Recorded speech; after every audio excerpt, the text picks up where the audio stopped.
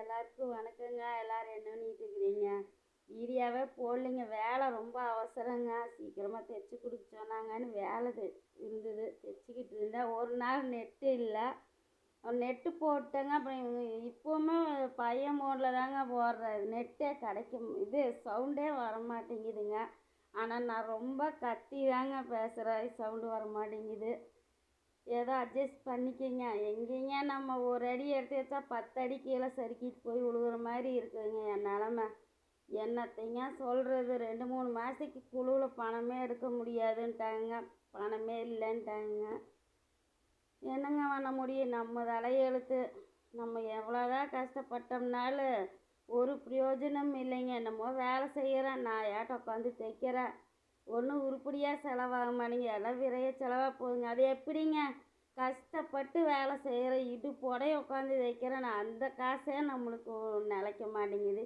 இந்த புறம்போக்கு நாய்களை சுற்றிக்கிட்டு திரியுது, அந்த சுக்காத்தாங்க சொல்கிறேன். அப்படியெல்லாம் அவங்க ஊரை ஏமாற்றி திங்கிறாங்க. அவங்க தாங்க ஜாலியாக இருக்கிறாங்க. கஷ்டப்பட்டு என்னத்தைங்க போங்க, கஷ்டமே படக்கூடாதுன்னு வெறுத்து போச்சுங்க. நேர்மையாக கஷ்டப்படுறவங்களுக்கெல்லாம் இதே மாதிரி தாங்க, கஷ்டப்பட்டுக்கிட்டே தாங்க இருக்கணும் சாக வரையில்.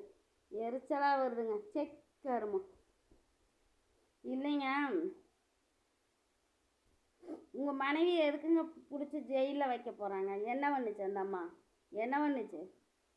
அவங்க மேலே எனக்கு கோபம் இருக்குது. உங்களோட சேர்ந்துட்டு ட்ராமா போடுறாங்கனால எனக்கு கோபமெல்லாம் இருக்குது. அது தனியாக இருக்கட்டும். நீங்கள் பண்ணுறீங்க பார்த்தீங்களா இந்த மாதிரி வேலையை, மற்ற குடும்பத்துலையெல்லாம் நடக்கக்கூடாது பார்த்தீங்களா? அதனால நான் குரல் கொடுக்குறேன்.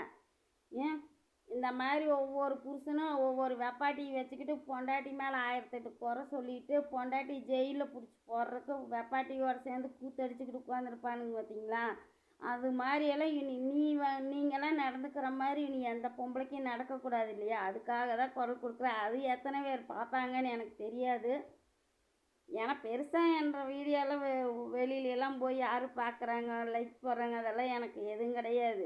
என்னோடய மனசுக்கு பட்டதான் நான் பேசுறதுக்கு நான் சேனல் வச்சுருக்கிறேன்.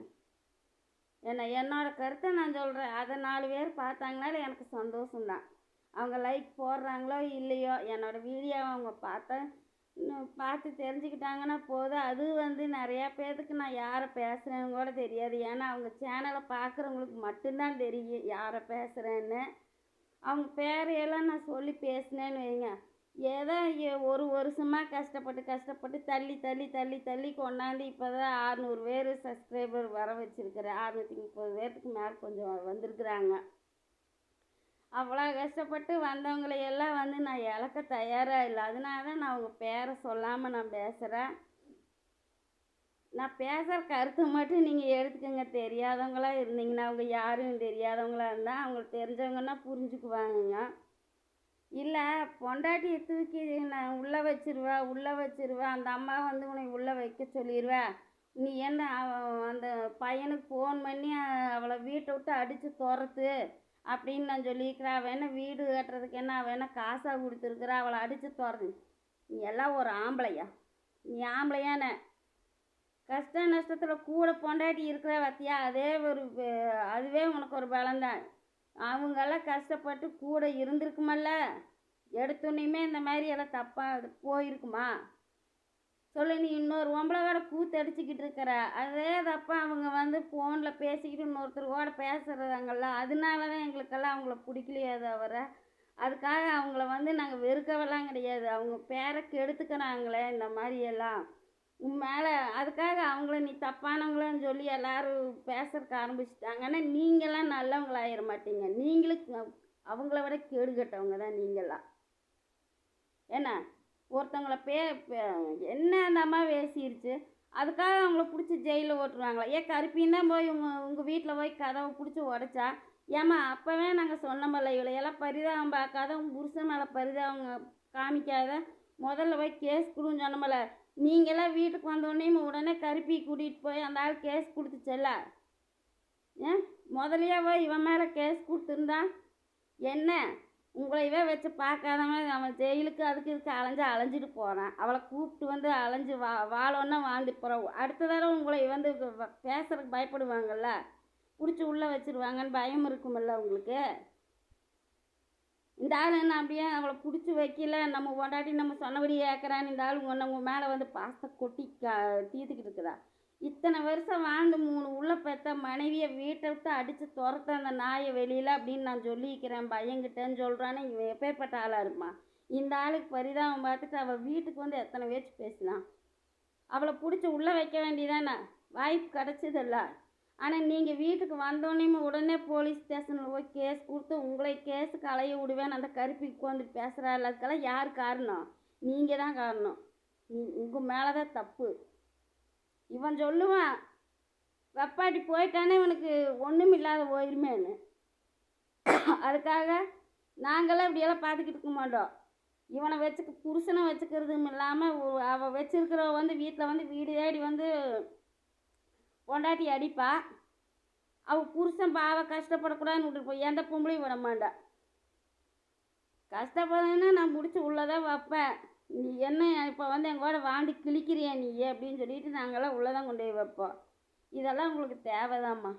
போய் முதல்ல கேஸ் கொடுங்கன்னு தலைப்பாறை எல்லாரும் அடிச்சுக்கிட்டாங்க. ஆனால் யார் வேச்சையுமே நீங்கள் கேட்கவே இல்லை. இன்றைக்கி அவங்கள வச்சு ஜெயிலில் பிடிச்சி உள்ளே ஓட போகிறாங்களாம். அதுக்கு வெப்பாட்டியும் ஒத்து ஊதிக்கிட்டு உட்காந்துருக்கிறா. இந்த மாதிரி ஒரு ஆளுங்களையெல்லாம் நம்பிக்கிட்டு நீங்கள் உங்களுக்கு ஒரு வாய்ப்பு கிடச்சா அதை பயன்படுத்தி உள்ளே வச்சுருந்தீங்கன்னா இந்த ஆள் ஒன்றும் உங்கள் ஓட வந்து வாழ போகிறது கிடையாது.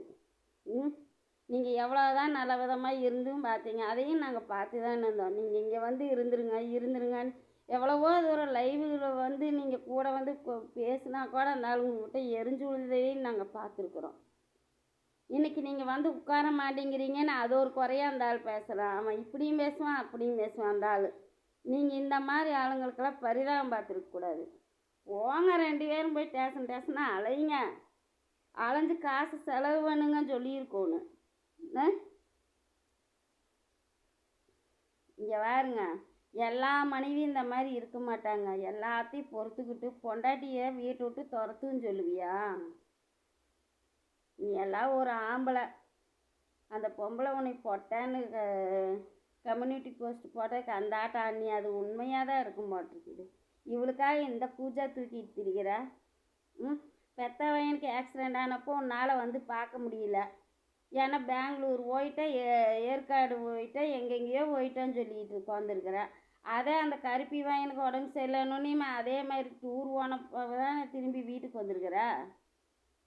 அவள் பையனுக்குன்னா ஓடி வர, நீ வெத்த பையனுக்குன்னா ஓடி வர மாட்டேங்குது. இந்த ஆளுக்கெல்லாம் போய் இந்த அம்மா இது பரிதாபம் பார்த்துக்கிட்டு உட்காந்துருக்கு. பரிதாபம் பார்த்தா இப்படித்தாங்க கஷ்டப்படணும்.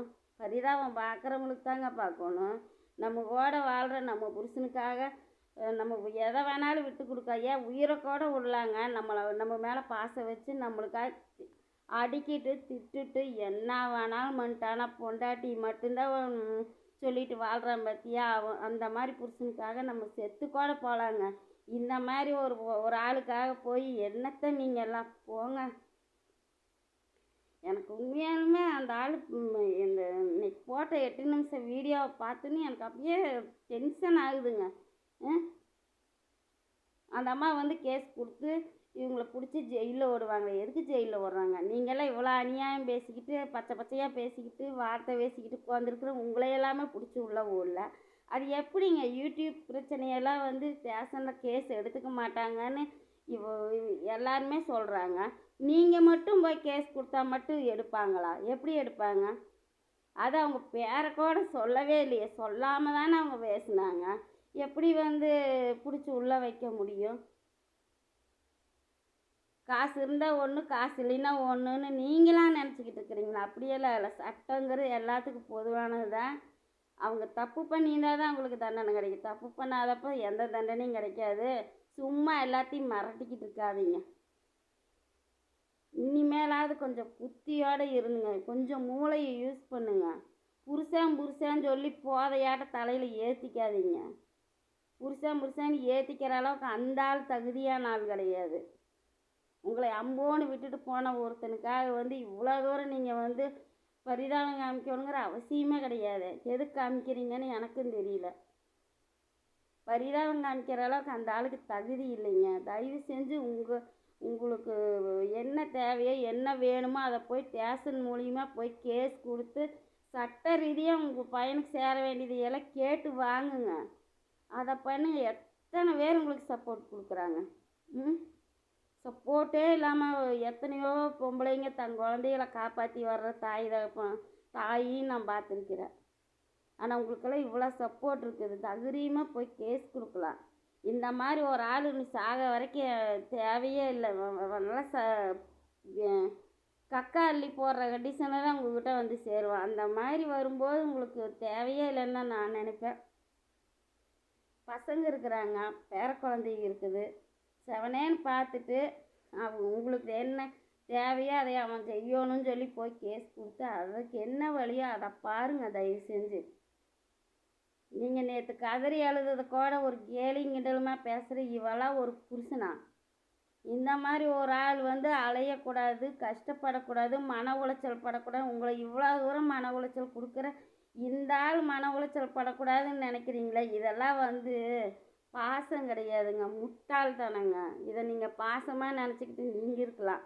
எங்களுக்கெல்லாம் பார்க்கும்போது உங்களை பார்த்தா முட்டாள் மாதிரி இருக்குது.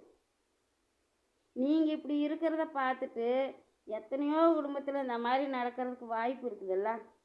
பொண்டாட்டி மேலேயே நம்ம பழி போட்டுடலாம், நம்ம வெப்பாட்டி வச்சுக்கிட்டே ஜாலியாக வாழலாம், அவளை மேலே பழியை போட்டு அவளை ஜெயிலில் தள்ளலாம் அப்படின்னு யோசிப்பாங்கள்ல மற்றவங்க. இதனால் எத்தனை பெண்கள் வாழ்க்கை பாதிக்கும் யோசிச்சு பாருங்க. வேண்டாங்க, போய் கேஸ் கொடுங்க. கேஸ் கொடுத்து சட்ட ரீதியாக இவங்ககிட்ட பேசுங்க. உங்களை பேசக்கூடாது, அவனும் பேசக்கூடாது அவளும் பேசக்கூடாதுன்னு போய் கேஸ் கொடுத்து ஸ்டேஷன் மூலிமா உங்கள் பையனுக்கு ஒரு நல்லபடியாக அவனுக்கு ஒரு கல்யாணம் பண்ணி அவனுக்கு என்ன பண்ணணுமோ அதை பண்ணுங்க. தேவையில்லாத இந்த அம்மாவையெல்லாம் பேசிக்கிட்டு இருக்காதுங்க. உங்கள் பையன் வாழ்க்கை பாதிக்கிறதுனால விட்டுருங்க. அவங்கவுங்க என்னமோ யாருக்கோ செஞ்சுட்டு போகிறாங்க. உங்களுக்கும் உங்கள் பையனுக்கு பாதுகாப்பாக பார்க்குறாங்கல்ல, அதை மட்டும் மனசில் நினச்சிக்கிட்டு உங்கள் வாழ்க்கையை பாருங்கள். இந்த ஆளை நினைக்காதீங்க.